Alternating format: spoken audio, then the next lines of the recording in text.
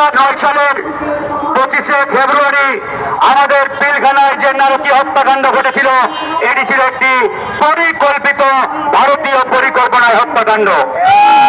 কিন্তু এই হত্যাকাণ্ডকে ভারত এবং আওয়ামী পরিকল্পনায় বিডিআর বিদ্রোহ বলে চালিয়ে দেওয়ার চেষ্টা করেছে দীর্ঘ 15টি বছর।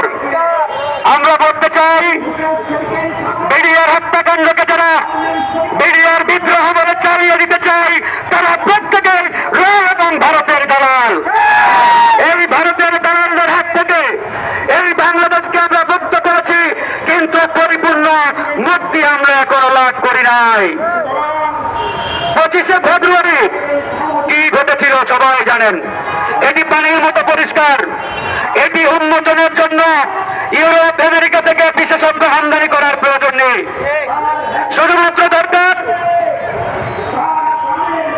সচেতনতা এবং নৈতিক জায়গা থেকে স্ট্রংনেস। এই সরকার যদি তাদের নৈতিক জায়গা থেকে এই ঘটনার পরিপূর্ণ একটি তদন্ত করার উদ্যোগ নেয়, আমি মনে করি আগামী 1 মাসের মধ্যে এই বিডিআর হত্যাকাণ্ডের পুঙ্খানুপুঙ্খ তদন্ত রিপোর্ট আমরা জনগণের সামনে উন্মোচন করতে পারবো। 25শে ফেব্রুয়ারির সেই কারণ সবাই জানেন। কেন ভারত আমাদের সেনাবাহিনীর মেরুদণ্ড ভেঙে দিতে চাইল? ভারত জানে আমাদের বিডিআর ছিল আমাদের সীমান্তের টাইগার। এই বিডিআরকে বলা হতো আমাদের সীমান্তের বাঘ।